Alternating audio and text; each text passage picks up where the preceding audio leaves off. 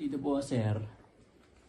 Saksak nyo muna po yung dalawang crossover wire sa dalawang device. Pag nasaksak nyo na po,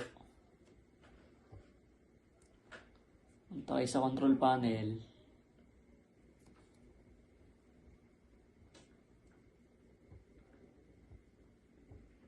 Tapos, network and internet, network and sharing center. Tapos, change adapter setting. Right click nyo po yung available na yung Ethernet. Tapos, click nyo po yung properties. Yan, pag lumabas na po yan, tatanggalin nyo po yung check sa IPv6. Yan. Tapos po, click nyo yung IPv4.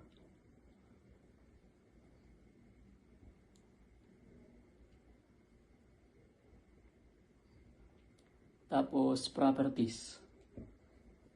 Yan, type nyo lang po yung use the following IP address. Tapos, 192.168.1.1.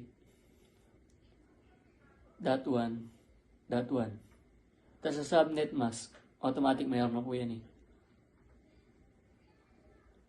Sa default gateway naman po, 192.168.1.2. Yan. Then, okay nyo lang po yan. Tapos close. Tapos, back po kayo sa network and internet. Change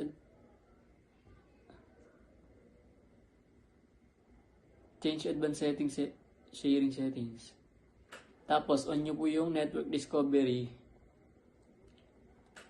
On nyo rin po yung file and printing sharing para ma-share yung file.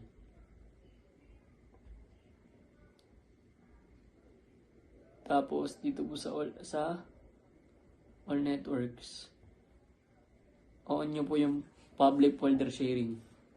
Tsaka yung file sharing. Tsaka yung nga po, yun na po. Tapos, sa password protected sharing, pwede na pong hindi naka-on yun. Kasi dalawang device lang naman. Kaya, i-off po natin yan.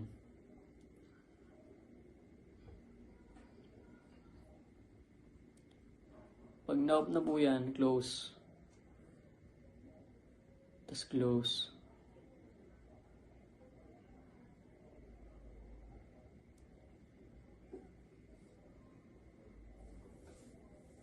Yan, punta na po kayo sa pangalawang device.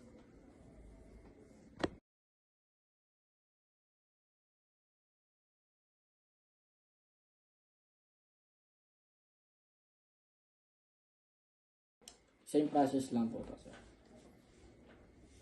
Right click, create new folder. Tapos, mag-rename ka ng folder. Tapos, i-click nyo yung folder, sabay right click, properties, sharing.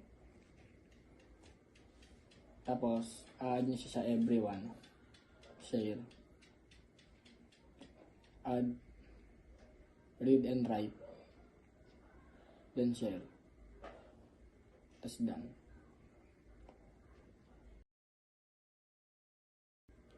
Click nyo po ulit yung share. Advanced sharing. Share folder, permission. Tapos i-allow nyo po yan.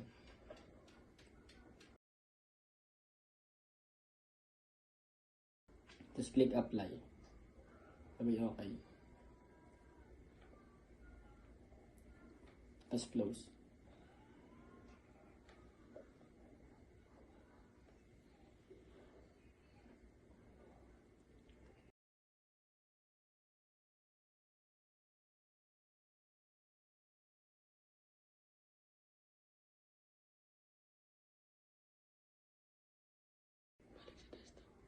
Tapos balik naman tayo sa desktop.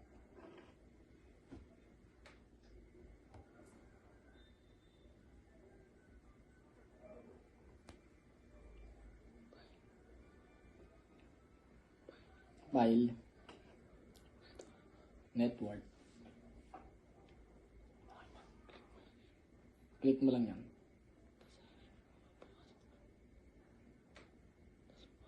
Tapos ayun, pumasok na. Ayun lang po.